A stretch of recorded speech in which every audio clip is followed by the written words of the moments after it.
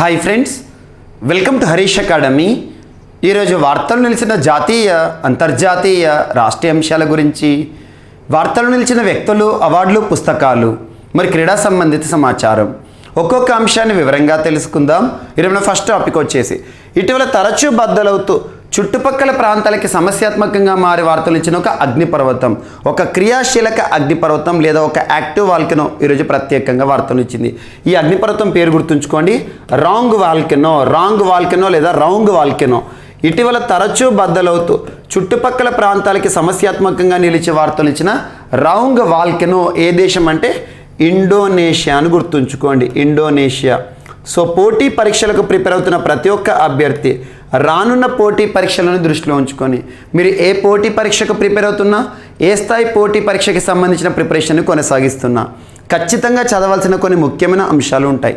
అలాంటి ముఖ్యమైన అంశాల్లో వార్తలు నిలిచిన అగ్నిపర్వతాలు కానివ్వండి, రామ్సార్ సైట్స్ కానివ్వండి, వార్తలు నిలిచిన ఐఐటీలు కానివ్వండి, వార్తలు నిలిచిన సూచీలు, వార్తలు నిలిచిన విన్యాసాలు, వార్తలు నిలిచిన జాగ్రఫికల్ ఇండికేషన్ ట్యాగ్స్, ఇలాంటివి మ్యాక్సిమం ఎక్కువగా ప్రశ్నపత్రాల్లో ప్రతిసారి కూడా కనబడుతూ ఉంటాయి. సో అలాంటి ఒక టాపిక్, ఒక ఇంపార్టెంట్ టాపికే అగ్నిపర్వతం. అగ్నిపర్వతాలకు సంబంధించి ఖచ్చితంగా రానున్న పోటీ పరీక్షలో ఏదో ఒకటి లేదా రెండు ప్రశ్నలు చూసే అవకాశం ఎంతైనా ఉంటుంది. సో ఏదైనా అగ్నిపర్వతం వార్తలు నిలిచింది అంటే దానికి సంబంధించి ఏ పాయింట్ ఫోకస్ చేయాలంటే అది ఎక్కడ ఉంది, అది ఏ దేశానికి సంబంధించింది, లేదా అండర్నీత్ ద సీ అంటే సముద్రం లోపల ఉండే వాల్కెనో అయితే ఏ సముద్రం, ఆ పక్కన ఉండే ప్రాంతాలపైన ప్రతిష్ఠత చూపండి, సరిపోతుంది. సో ఇటీవల తరచూ బద్దలవుతూ చుట్టుపక్కల ప్రాంతాలకి సమస్యాత్మకంగా నిలిచి వార్తలు నిలిచిన అగ్నిపర్వతం వాల్కెనో ఏంటిది? Ruang volcano. ఎక్కడ ఉందంటే ఇండోనేషియా అని గుర్తుంచుకోండి, సరిపోతుంది. సో ఇండోనేషియాలోని రాంగ్ వాల్కెనో.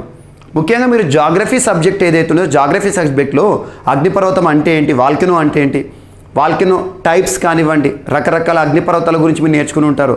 లావా, మ్యాగ్మా, ఈ మధ్య డిఫరెన్స్ కానివ్వండి. సో ఇవన్నీ కూడా మనకు పసిఫిక్ రింగ్ ఆఫ్ ఫైర్, ఇవన్నీ కూడా మనకు స్టాటిక్ పార్ట్ ఆఫ్ జాగ్రఫీలో చూస్తాం మనం. అటువంటిది డైనమిక్ పార్ట్గా చూస్తే కనుక కరెంట్ అఫైర్స్లో చూస్తే వార్తలు ఇచ్చిన అగ్నిపర్వతాలు very important. So Ruang volcano ఎక్కడ ఉంది అంటారు ఎగ్జామినేషన్ పాయింట్ ఆఫ్ వ్యూలో, డైరెక్ట్గా గుర్తుంచుకోండి Indonesia. So Ruang volcano eastern Java. Indonesia అనగానే ఒక ఆర్కిపెలాగో అంటే ఏంటి? గ్రూప్ ఆఫ్ ఐలాండ్స్, దీవుల సమూహాన్ని ఆర్చిపెలాగో లేదా ఆర్కిపెలాగో అంటాం. ఆర్కిపెలాగో అంటే దీవుల సముదాయం. దీవి అంటే ఏంటి? ఒక ల్యాండ్ బాడీ ఏదైతే ఉంటుందో చుట్టూ కూడా వాటర్చే ఉంటుంది అనుకోండి, నీటిచే నాలుగు దిక్కులా కూడా ఉందనుకోండి, దాన్ని మనం ద్వీపం అంటాం, ఐలాండ్ అంటాం. సో దీవి లేదా ద్వీపం. అలాంటి దీవుల సముదాయాన్ని ఏమంటామంటే మనం జాగ్రఫీలో ఆర్కిపెలాగో అంటాం, ఆర్కిపెలాగో. అటువంటి ఆర్కిపెలాగో అనే ఒక ఇండోనేషియా, ఒక దేశం. ఇండోనేషియా మొత్తం కూడా గ్రూప్ ఆఫ్ ఐలాండ్స్, జావా దీవి అని, సుమత్రా దీవులు అని, బోర్నియో దీవులు అని చెప్పేసి ఇలా చూస్తూ ఉంటాం మనం.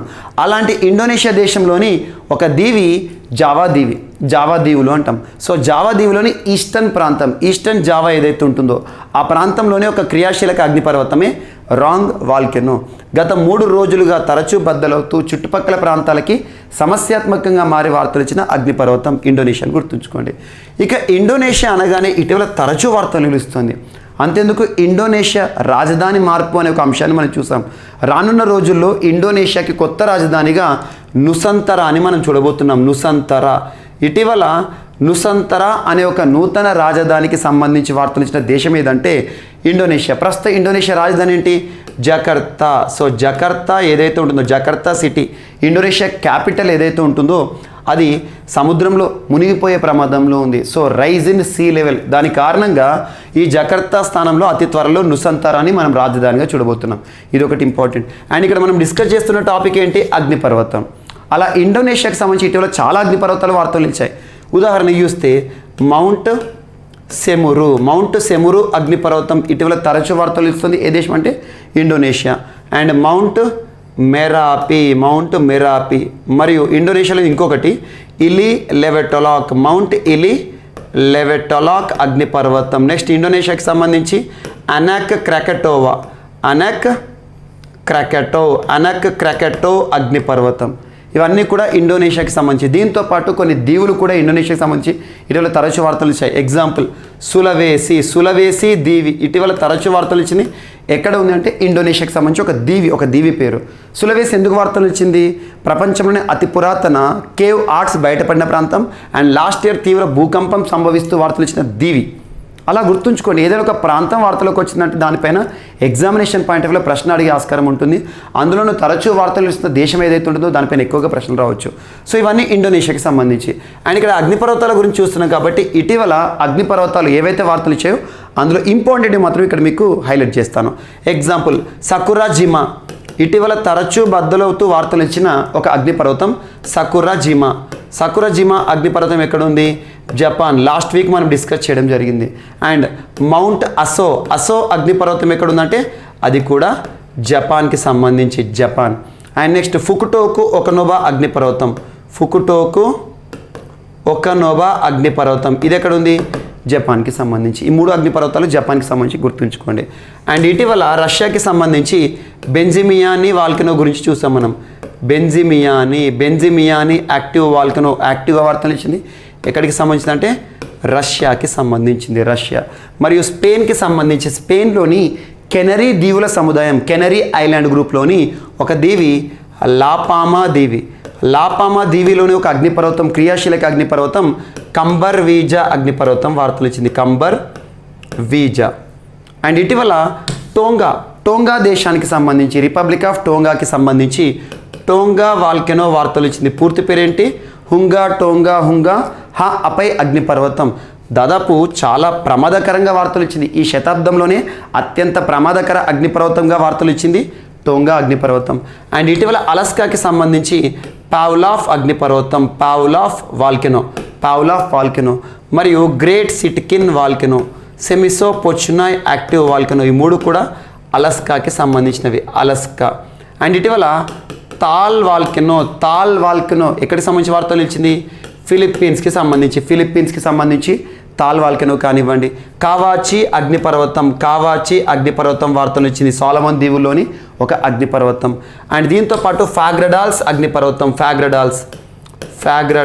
అగ్నిపర్వతం తరచూ వార్తలు ఇచ్చింది. ఇది ఎక్కడుందంటే ఐస్లాండ్కి సంబంధించిన అగ్నిపర్వతం ఐస్లాండ్. అండ్ ఇటీవల మౌంట్ నీరాగాంగో అగ్నిపర్వతం డెమోక్రటిక్ రిపబ్లిక్ ఆఫ్ కాంగోకి సంబంధించి. మౌంట్ ఎట్నా వాల్కెనో వార్తలు ఇచ్చింది. మౌంట్ ఎట్నా ఇక్కడ ఇటలీలో ఉంది. ప్రత్యేకత ఏంటిది? ఐరోపా ఖండంలోనే అత్యంత ఎత్తైన క్రియాశీలక అగ్నిపర్వతంగా ప్రత్యేకంగా వార్తలు ఇచ్చింది. ఇలా అగ్నిపర్వతాలు మనం మౌంట్ బుల్సాన్ గురించి చూసాము, తాల్ వాల్కెనో చూసినాం, Kilauea volcano last 2 days back మనం చూసాం. కిలావియా హవాయి దీవుల సముదాయంలో ఉంటుంది. ఇలాంటి అగ్నిపర్వతాలు ఏవైతే ఎక్కువగా వార్తలు ఇస్తున్నాయో తరచు వాటిపైన ప్రత్యేక శ్రద్ధ చూపండి. ముఖ్యంగా పోటీ పరీక్షలకు ప్రిపేర్ అవుతున్న అభ్యర్థులు ప్రపంచ పటం ఏదైతే ఉందో ఏదైనా ఒక ప్రాంతం తరచు వార్తలు ఇస్తుందంటే that is definitely the question that is going to be seen in your upcoming examination. మనకు రానున్న పోటీ పరీక్షలో ఖచ్చితంగా ఆ ప్రశ్నను చూసే అవకాశం ఉంటుంది. అండ్ నెక్స్ట్ ఈరోజు మరొక అంశం ఐఐటీలకి సంబంధించి.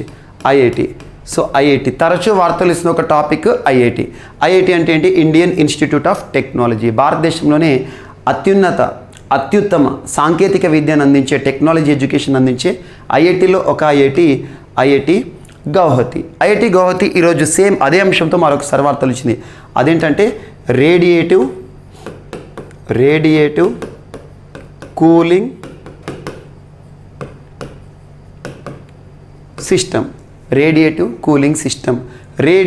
కూలింగ్ సిస్టమ్ సంబంధిత అంశంతో ఇటీవల వార్తలు ఇచ్చిన ఐఐటి ఏదంటే ఐఐటి గౌహతి అస్సాంకి సంబంధించింది.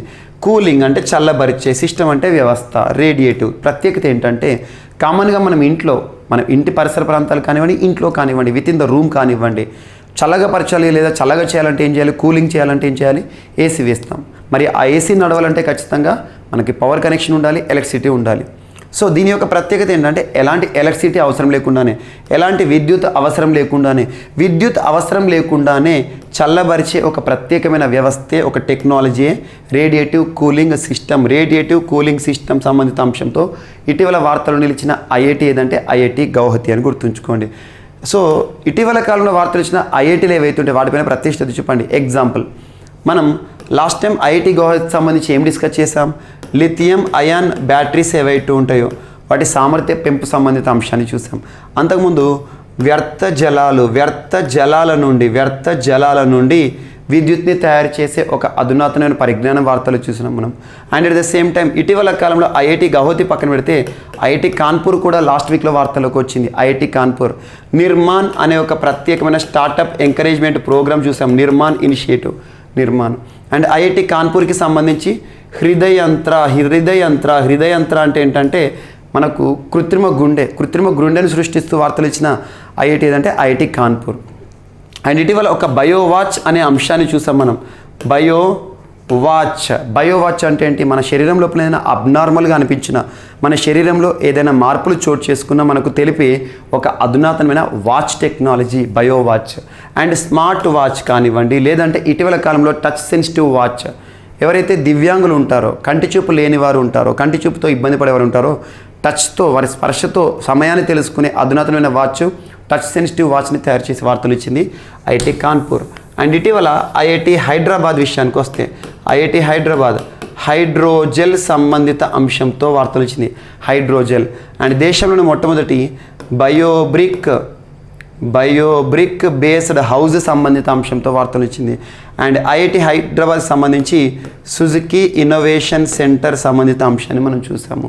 దీంతోపాటు మిస్లీనియస్ ఐఐటి హైదరాబాద్ సంబంధించి స్వరాజబిలిటీ అనే ఒక పోర్టల్ గురించి డిస్కస్ చేసాం, వీటి లింక్ చేసుకోండి. అండ్ ఐఐటి మద్రాస్కి సంబంధించి ఇటీవల తరచూ ఏదో ఒక అంశం, దేశంలోని మొట్టమొదటి 3D కాంక్రీట్ ప్రింటింగ్ టెక్నాలజీ ఆధారిత హౌస్ని ఏర్పాటు చేస్తూ వార్తలు ఇచ్చిన IIT Madras. And IIT Madras సంబంధించి ఆక్వా మ్యాప్ అనే ఒక అంశాన్ని మనం చూడడం జరిగింది, ఆక్వా మ్యాప్. అండ్ ఐఐటి మద్రాస్కి సంబంధించి ఇటీవల మనం చూసిన కదం అంటే ఏంటి? ఆర్టిఫిషియల్ నీ, కృత్రిమ మోకాలు. నియోబోల్ట్ అనే ఒక ఇనిషియేటివ్ని చూసాం మనం. నియోబోల్ట్ అంటే world's first ever motorised wheelchair. And IIT Madras సంబంధించి శాస్త్ర అనే ఒక మ్యాగజిన్ ప్రత్యేకతని మనం చూసాము. వీటన్నిటిని లింక్ చేసుకోండి ఐఐటి మద్రాస్కి సంబంధించి. అండ్ వీటితో పాటు ఇటీవల కాలంలో వార్త వచ్చిన ఐఐటిలో ఐఐటి రోపార్ అంబిట్యాగ్ అనే ఒక అంశాన్ని మనం చూడడం జరిగింది. AmbiTag. And next world's first ever plant based air purifier system. World's first ever plant based air purifier system and smokeless cremation system సంబంధిత అంశము. అండ్ ఐఐటి ఢిల్లీకి సంబంధించి సెర్స్ అనే ఒక టెక్నాలజీ గురించి చూస్తాం మనం, సర్ఫేస్ ఎన్హాన్స్డ్ రామన్ స్పెక్ట్రోస్కోపీ. దీంతోపాటు ఐఐటి బాంబే విషయానికి వస్తే యాంటీ క్యానాన్స్ లేదా యాంటీ హెయిల్ గన్, లేదంటే మనకి ఇండియాలోని మొట్టమొదటి స్మాగ్ టవర్ నిర్మాణంలో ఐఐటి బాంబే సహకారాన్ని చూసాం. అండ్ నానో స్నిఫర్ అనే ఒక అంశాన్ని మనం చూసాము. అండ్ వీటితో పాటు ఐఐటి ఖరగ్పూర్ కానివ్వండి, బీటిల్ నాట్ ఆయిల్ ఎక్స్ట్రాక్షన్, ఇటువంటి అంశాలు ఏవైతే ఉంటాయో ఐఐటీల పైన రానున్న పోటీ పరీక్షలో ఖచ్చితంగా ఏదో ఒక ప్రశ్నను మనం చూసే అవకాశం ఉంటుంది. సో ఏదైతే ఉంటుందో దీనికి సంబంధించి మనకు మరింత సమాచారాన్ని అతి త్వరలో మీకు తెలియజేసే ప్రయత్నం చేస్తాను. ఐఐటీలో అనేవి ఎగ్జామినేషన్ పాయింట్ ఆఫ్ వ్యూలో ఖచ్చితంగా 1 లేదా 2 ప్రశ్నలు వస్తాయి. సో అతి త్వరలో దీనికి సంబంధించి మీకు లైవ్ క్లాస్ కూడా తీసుకుంటాను. Praveen sir classes YouTube channel ఏదైతే ఉంటుందో, ప్రవీణ్ సార్ క్లాసెస్ అనే ఒక యూట్యూబ్ ఛానల్ ఏదైతే ఉంటుందో అది మన పర్సనల్ ఛానల్.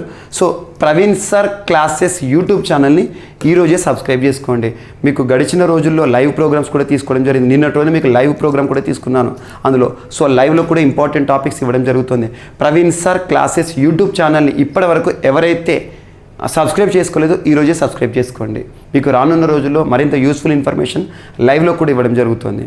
అండ్ నెక్స్ట్ వచ్చేసి ఐఐటీల గురించి పక్కన పెట్టేస్తే మనకు సూయజ్ కెనాల్ ఈరోజు ప్రత్యేకంగా వార్తలు ఇచ్చింది. సూయజ్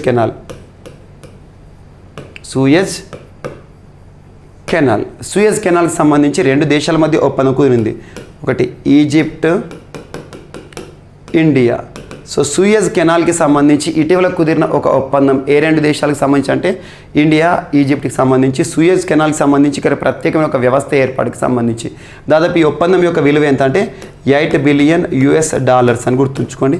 ఈ ఒప్పందం దేనికోసమని అడగకున్నా కూడా ఎగ్జామ్లో అంత పెద్దగా అడగకపోవచ్చు. కాకపోతే సూయజ్ కెనాల్ విషయంలో ఈజిప్ట్, ఇండియా వార్తలు వచ్చింది కాబట్టి సూయజ్ కెనాల్ పైన స్టాక్ పాయింట్ ఒకటి అడుగుతారు.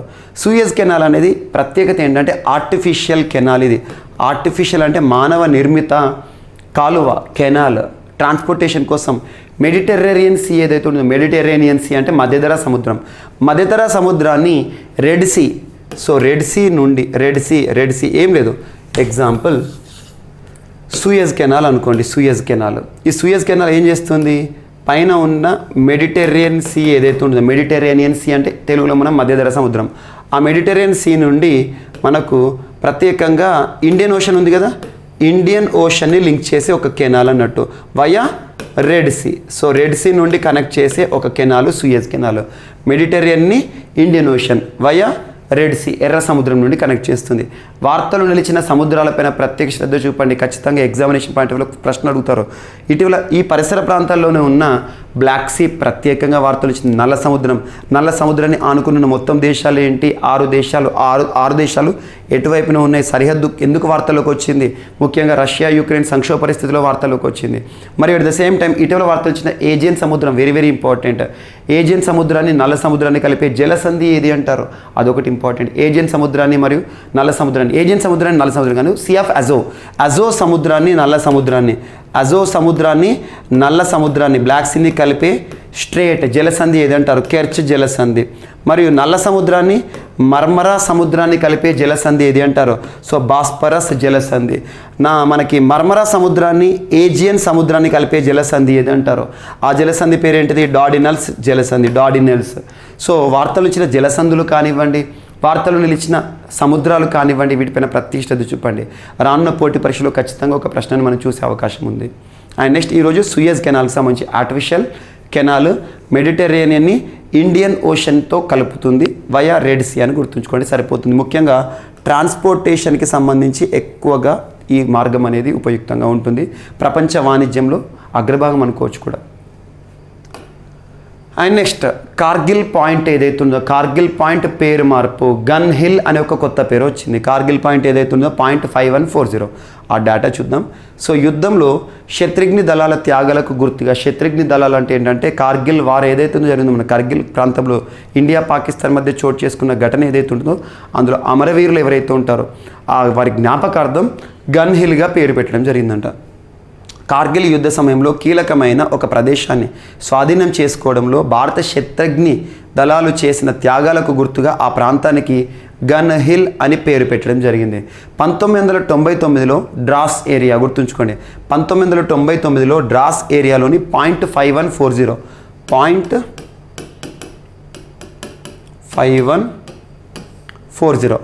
అనేది ఒక టొలోరింగ్ పర్వత పంక్తిలోని వ్యూహాత్మకమైన కీలకమైన శిఖరాగ్రం. అదొక ప్రాంతం 5140 సముద్ర మట్టానికి 16,962 అడుగుల ఎత్తులో ఉందంట.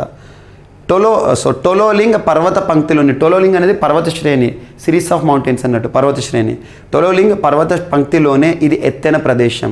అక్కడ తిష్టవేసిన పాక్ సైనికులను తరిమి కొట్టేందుకు మన సైనికులు భీకరంగా పోరాడారు. ఎత్తైన ప్రదేశంలో మాటు వేసిన శత్రుముఖ కాల్పులను తట్టుకుంటూ నిట్ట నిలువుగా ఉన్న ఈ పర్వతాన్ని అధిరోహించి దాన్ని స్వాధీనం చేసుకున్నారు. ఈ సాహత కృతువులో శతఘ్ని దళాలు ముఖ్య పాత్ర పోషించాయి. శత్రు సైనికులపైకి అత్యంత ఖచ్చితత్వంతో శతఘ్ని గుళ్ళ వర్షం కురిపించి వారిని బెంబేలెత్తించాయి. మన వీర జవాన్ల సేవలకు గుర్తుగా తాజాగా ఒక కొత్త పేరును ఖరారు చేశారు. ఈ సందర్భంగా డ్రాస్లోని కార్గిల్ యుద్ధ స్మారకం వద్ద జరిగిన కార్యక్రమంలో శత్రుఘ్ని దళాలకు సంబంధించి ఈ డేటా వార్తలకు వచ్చింది. ఏం లేదు, కార్గిల్కి సంబంధించి ఒక .5140 అనేది ఇది టొలోలింగ్ ప్రాంతంలోనే పర్వత శ్రేణిలోనే అత్యంత ఎత్తైన ప్రాంతం. దానికి ఏం పెట్టారు, గన్ హిల్ అనే ఒక నామకరణం చేయడం జరిగింది, గుర్తుంచుకోండి. అండ్ నెక్స్ట్ మరగుజ్జు గెలాక్సీలో పుట్టుకొస్తున్న కొత్త నక్షత్రాలను ఒక అంశం భారత ఆస్ట్రోనాట్స్ కనుగొనడం జరిగింది. అదేంటో చూద్దాం. తొలిసారిగా కనుగొన్న భారత ఆస్ట్రోనాట్. సో భారత్ ప్రతిష్టాత్మకంగా ప్రయోగించిన ఆస్ట్రోనాట్ ఉపగ్రహం ఖగోళంలో కీలక అంశాన్ని వెలుగులోకి తెచ్చింది. భూమికి 1.5 నుంచి 3.9 బిలియన్ కాంతి సంవత్సరాల దూరంలోని ఒక మరుగుజ్జు గెలాక్సీలో కొత్తగా నక్షత్రాలు ఏర్పడుతున్న ఒక ప్రాంతాన్ని గుర్తించడం జరిగింది. ఆస్ట్రోనాట్ అందించిన వివరాలను విశ్లేషించిన భారత్, అమెరికా, ఫ్రాన్స్ శాస్త్రవేత్తలు ఈ ఆవిష్కారాన్ని చేశారు. ఒకప్పుడు మరగుజ్జుగా ఉండే గెలాక్సీలు ఇప్పుడున్న స్థితికి ఎలా వృద్ధి చెందాయనే దానిపై స్పష్టత నెలకొంది. అని మరగుజ్జు అంటే చిన్నగా అన్నట్టు.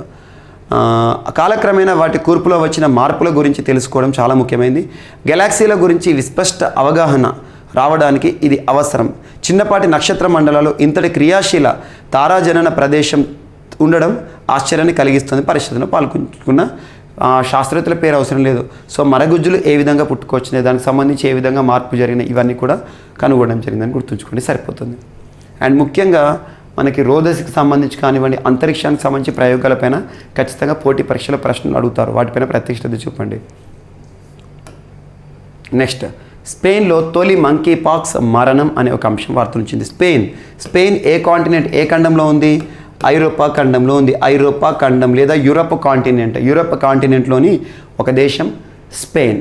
ఆ దేశంలో స్పెయిన్లో యాజ్ ఆన్ టుడే ఇప్పటి వరకు 4600కు పైచిలుకు మంకీ పాక్స్ కేసులు నమోదైనాయంట. మంకీ పాక్స్ బారిన పడింది స్పెయిన్. చాలా తీవ్రమైన కేసులు నమోదవుతున్నాయి. అండ్ ఇటీవల మనం చూసాము WHO ఐక్యరాజ్య సమితి అనుబంధ సంస్థ అయిన WHO మంకీ పాక్స్ని గ్లోబల్ హెల్త్ ఎమర్జెన్సీగా ప్రకటించింది. Public health emergency of global concern. So monkey పాక్స్ని ఇప్పటికే ప్రపంచ అత్యవసరంగా గుర్తించింది WHO. ఆ తర్వాత స్పెయిన్లో మొట్టమొదటి మంకీ పాక్స్ మరణం. దీని యొక్క ప్రత్యేకత ఏంటంటే ఎన్ని మరణాలు మనకు అడగడు, కాకపోతే తొలి మంకీ పాక్స్ మరణం అంటే ఏంటంటే ఇప్పటి వరకు ఆఫ్రికా ఖండంలో మాత్రమే పరిమితమైన మంకీ పాక్స్ అనేది చాప కింద నీరులా ప్రపంచమంతా వ్యాపిస్తుంది. మన భారతదేశంలో కూడా మొదటి కేసు ఎక్కడ కేరళలో నమోదైంది. ఆ వ్యక్తి కోలుకోవడం కూడా జరిగింది, నిన్న వార్తాపత్రికలో మనం చూసాం. And at the same time అటువంటిది ఆఫ్రికా ఖండం బయటికి ఖండంలో, అంటే ఆఫ్రికా ఖండం కాని ఖండం ఏదైతే ఉంటుందో ఐరోపా ఖండంలోనే మొదటిసారి ప్రపంచంలోనే అదర్ దాన్ ఆఫ్రికా కాంటినెంట్ తొలి death because of monkeypox నమోదవడం అనేది ఈరోజు చర్చనీయాంశమైంది. అంటే మంకీ పాక్స్ సోకితే మరణించే అవకాశాలు కూడా ఉన్నాయని తెలుస్తుంది అన్నట్టు. సో మంకీ పాక్స్ గురించి మనం చాలాసార్లు డిస్కస్ చేసాం. ప్రపంచంలో మొదటిసారి మంకీ పాక్స్ నిర్ధారణ ఎక్కడ జరిగింది? 1958లో ఒక ల్యాబొరేటరీలో జరిగింది, ఒక ప్రయోగశాలలో. ఆ తర్వాత మనిషికి సోకడం జరిగింది. మనిషికి సోకి ఇప్పటికే ప్రపంచవ్యాప్తంగా మశూచి లాంటిది మనకి ఏదైతే ఉంటుందో చికెన్ పాక్స్ లాగా మనకు టోటల్గా కూడా బబులు వచ్చేస్తాయి. సో ఇది ఒకటి important. And next, Punjab Khed Mela అనే ఒక అంశం వార్తలు వచ్చింది. పంజాబ్ ఖేడ్ మేళా అంటే ఏంటంటే ఖేల్ అంటే ఆట. ఖేడ్ అనేది ఏంటంటే పంజాబీ భాష ఈ సపరేట్. సో పంజాబ్ ఖేడ్ మేళా అనేది ఎప్పటి నుండి ప్రారంభమవుతుందంటే ఆగస్టు 29. యాక్చువల్గా ఖేడ్ మేళా అంటే రాష్ట్ర స్థాయిలో జరిగే పోటీలు, ఆటల పోటీలు. కాకపోతే పంజాబ్ రాష్ట్ర సంస్కృతిలో భాగమైపోయింది ఇది. సో పంజాబ్ రాష్ట్ర సంస్కృతిలో భాగమైన ప్రతి సంవత్సరం జరిగే ఖేడ్ మేళా ఏదైతే ఉంటుందో ఈ సంవత్సరం కూడా జరగబోతోంది. రాష్ట్రంలోని ప్రతి వ్యక్తిని కూడా క్రీడల పట్ల అవగాహన కల్పించడం, వారి సంస్కృతిలో భాగమైన ఖేడ్ మేళా ఉత్సవాలు ఆగస్టు 29 నుండి ప్రారంభమవుతాయని చెప్పేసి రాష్ట్రానికి సంబంధించిన రాష్ట్ర ప్రభుత్వం పేర్కొనడం జరిగింది. ప్రస్తుతం పంజాబ్ రాష్ట్రంలో ఆమ్ ఆద్మీ పార్టీ అధికారంలో ఉంది. భగవత్ సింగ్ మాన్ గారు ముఖ్యమంత్రిగా విధులు నిర్వర్తిస్తున్నారు, గుర్తుంచుకోండి. అండ్ పంజాబ్కి సంబంధించి మనం ముఖ్యంగా గుర్తుంచుకోవాల్సింది ఇటీవల ముగిసిన ఎన్నికలు. ఆ ఎన్నికల్లో వచ్చిన ఫలితాలు కానివ్వండి. 5 రాష్ట్రాల సార్వత్రిక ఎన్నికలు ముగిసినాయి కదా, అందులో పంజాబ్ ఒకటి. And at the same time పంజాబ్కి సంబంధించి ఇటీవల ముస్లింల కోసం ప్రత్యేకంగా ఒక డిస్టిక్ వార్తలోకి వచ్చింది. మాలేర్కోట్ల కానివ్వండి. భారతదేశంలోని మొట్టమొదటి కెనాల్ బేస్డ్ వాటర్ సప్లై పంజాబ్కి సంబంధించి. అండ్ పంజాబ్కి సంబంధించి ఇటీవల స్మార్ట్ కనెక్ట్ స్కీమ్ అనే అంశం కానివ్వండి, వీటి ప్రత్యేకంగా చూడండి. అండ్ ప్రతి గ్రామంలో కూడా క్రీడా మైదానాలు నిర్మిస్తున్న రాష్ట్రం పంజాబ్. సో పంజాబ్కి సంబంధించి ఖేడ్ మేళా అంటే ఏంటంటే వారి సంస్కృతిలో భాగం క్రీడా ఉత్సవాలు అని గుర్తుంచుకోండి సరిపోతుంది. అండ్ నెక్స్ట్, రాష్ట్రీయ ఖనిజ్ పురస్కార్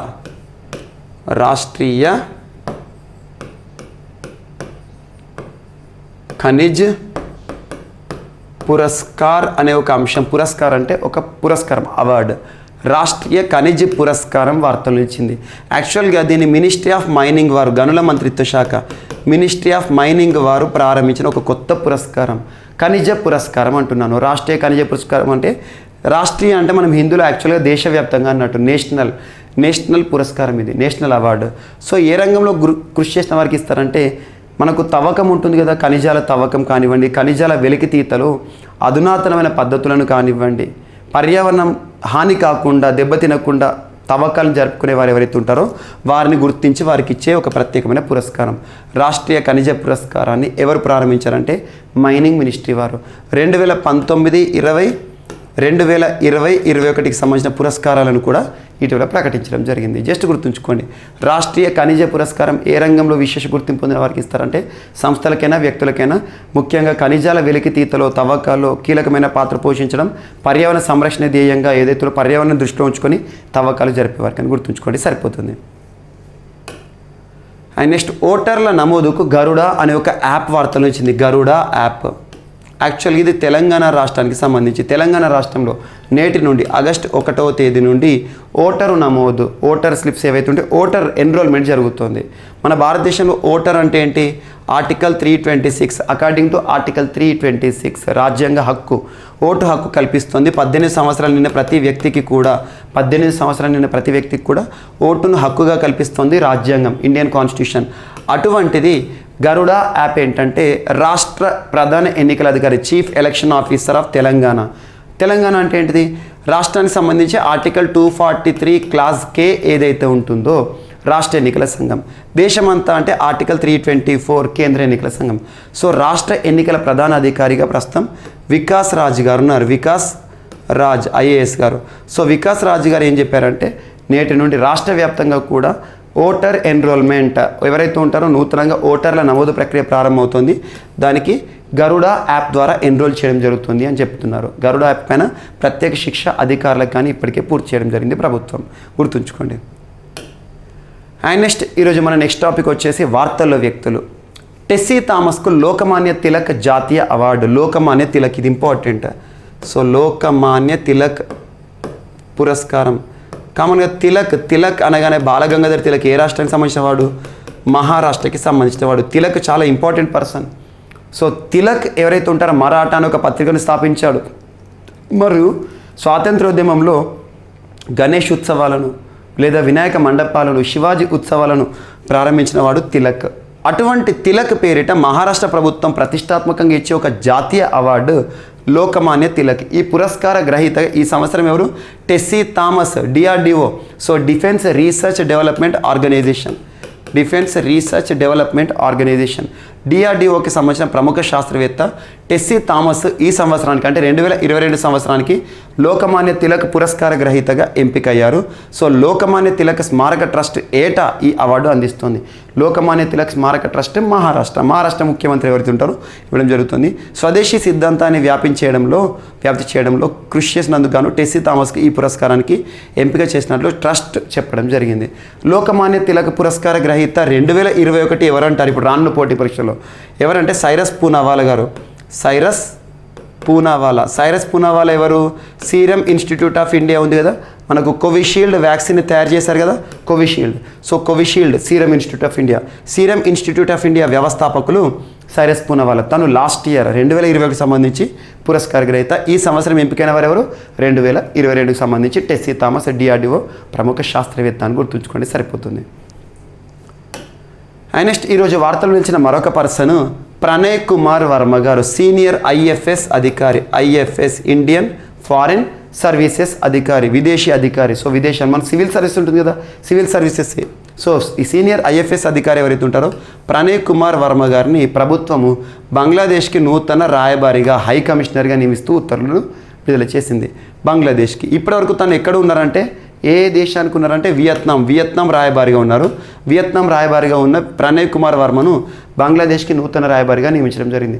రాయబారుల నియామకం అనేది ఇంపార్టెంట్. రాయబారులను ఎవరు నియమిస్తారంటే భారత రాష్ట్రపతి.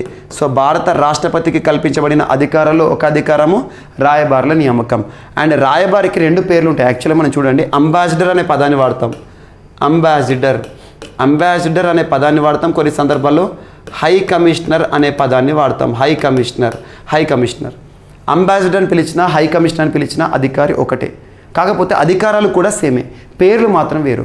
ఏ దేశాల్లో హై కమిషనర్ అని పిలుస్తాము, ఏ దేశాల్లో అంబాసిడర్ అని పిలుస్తామంటే, హై కమిషనర్ని ఏ దేశాలు పిలుస్తామంటే ఎగ్జాంపుల్ బ్రిటిష్ వారు ఉన్నారు, సో బ్రిటిష్ వారు ఎవరైతే ఉంటారో ఒకప్పుడు ప్రపంచంలోని సగ భూభాగాన్ని పరిపాలించారు.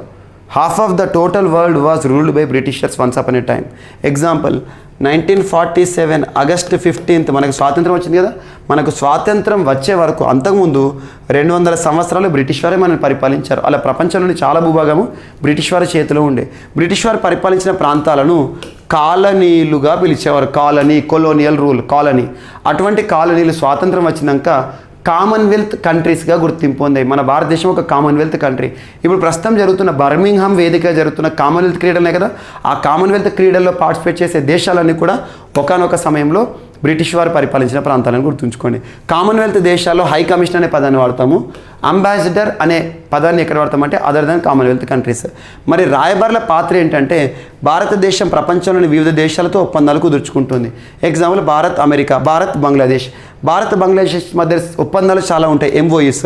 ఆ ఒప్పందాలను పర్యవేక్షించడానికి భారతదేశం నుండి బంగ్లాదేశ్లో ఒకరు ఉంటారు, బంగ్లాదేశ్ నుండి భారతదేశంలో ఒక రాయబారి ఉంటారు.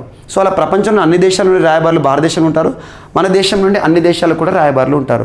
అలాంటి రాయబారులను ఎవరు నియమిస్తారంటే రాష్ట్రపతి గారికి కల్పించబడిన అధికారాలు ఒక అధికారం రాయబారుల నియామకం. ప్రణయ్ కుమార్ వర్మ గారు నూతన రాయబారి ఏ దేశానికంటే Bangladesh, high commissioner of Bangladesh అని గుర్తుంచుకోండి. ఈరోజు వార్తలు వచ్చిన చివరి పర్సన్ ఒక scientist, national geographical research institute of India. అంటే మనకు భారతదేశంలో NGR అనే సంస్థ ఉంది. NGR headquarter Hyderabad. So Hyderabad కేంద్రం పనిచేస్తున్న NGRకి సంబంధించిన సంచాలకులు ఒక ప్రొఫెసర్, తన పేరు ఏంటంటే doctor VM Tripathi. So doctor VM Tiwari గారు ఎవరైతే ఉంటారో జియో సైన్స్ అండ్ టెక్నాలజీ పురస్కార గ్రహీత 2022గా వార్తలు ఇచ్చారు. 2022 సంవత్సరానికి సంబంధించి సాంకేతిక విధానానికి సంబంధించి SNTకి సంబంధించి జియో సైన్స్ అండ్ టెక్నాలజీ పురస్కార గ్రహీత ఎవరు అంటే డాక్టర్ VM తివారీ గారు. ఎవరిచ్చారు ఈ పురస్కారాన్ని అంటే జితేంద్ర సింగ్ గారు. కన్సర్న్ మినిస్ట్రీ ఏంటి? SNT, science and technology ministry ఇచ్చే ప్రతిష్టాత్మక పురస్కారం అని గుర్తుంచుకోండి. డాక్టర్ VM తివారీ ఈ సంవత్సరం జియో సైన్స్ అండ్ టెక్నాలజీ పురస్కార గ్రహీత అని గుర్తుంచుకోండి, సరిపోతుంది. సో ఇవి ఈరోజు వార్తలు నిలిచిన అంశాలు. ఒకసారి ర్యాపిడ్గా కనుక మనం అబ్జర్వ్ చేస్తే రాంగ్ వాల్కెనో ఈరోజు ప్రత్యేకంగా వార్తలు వచ్చింది. రాంగ్ వాల్కెనో ఇటీవల తరచూ బదులవుతూ వార్తలు వచ్చిన రాంగ్ వాల్కెనో ఎక్కడుందంటే ఇండోనేషియా. అండ్ సెకండ్ వచ్చేసి IIT గౌహతికి సంబంధించి రేడియేటివ్ కూలింగ్ సిస్టమ్ అనేది మరొకసారి వార్తలు ఇచ్చింది. అండ్ సూయజ్ కెనాల్కి సంబంధించి 2 దేశాల మధ్య కుదిరిన ఒప్పందం ఇండియా, ఈజిప్ట్. కార్గిల్ పాయింట్ ఏదైతే ఉంటుందో పాయింట్ 5140 పేరు మార్పు గన్ హిల్గా మారింది. అండ్ మరగుజ్జు గెలాక్సీలో పుట్టుకొస్తున్న కొత్త నక్షత్రం అని చెప్పేసి భారత శాస్త్రవేత్తలు కొన్ని అధునాతనమైన అంశాలు కనుగొన్నారు. స్పెయిన్లో తొలి మంకీ పాక్స్ మరణం నమోదవుతూ వార్తలు ఇచ్చింది. అండ్ పంజాబ్ ఖేడ్ మేళా అనేది ప్రారంభం కాబోతుంది, పంజాబ్ రాష్ట్ర సంస్కృతిలో భాగం. మరియు రాష్ట్రీయ ఖనిజ పురస్కారాన్ని ప్రారంభించారు మినిస్ట్రీ ఆఫ్ మైనింగ్ వారు. అండ్ నెక్స్ట్ ఓటర్ల నమోదుకు గరుడ యాప్ని అందుబాటులోకి తీసుకొచ్చారు తెలంగాణ రాష్ట్రానికి సంబంధించి ఎన్నికల సంఘం అధికారులు. అండ్ నెక్స్ట్ లోకమాన్య తిలక్ పురస్కార గ్రహీతగా ఈ సంవత్సరానికి సంబంధించి టెస్సీ థామస్ గారు వార్తలు నిలిచారు. అండ్ ప్రణయ్ కుమార్ వర్మ గారు బంగ్లాదేశ్కి నూతన రాయబారిగా నియమితులవుతూ వార్తలు ఇచ్చారు. అండ్ డాక్టర్ VM తివారీ గారు జియో సైన్స్ అండ్ టెక్నాలజీ పురస్కార గ్రహీత SNT మినిస్ట్రీ వారి చేతుల మీదుగా తీసుకోవడం జరిగింది. సో ఇవి ఈరోజు వార్తలు నిలిచిన అంశాలు. మిస్లేనియస్ అంశాలు ఏమైనా మిగిలిపోతే మాత్రం రేపటి క్లాస్లో యాడ్ చేసుకుని నేర్చుకుందాం. రేపు కలుద్దాం. Thank you.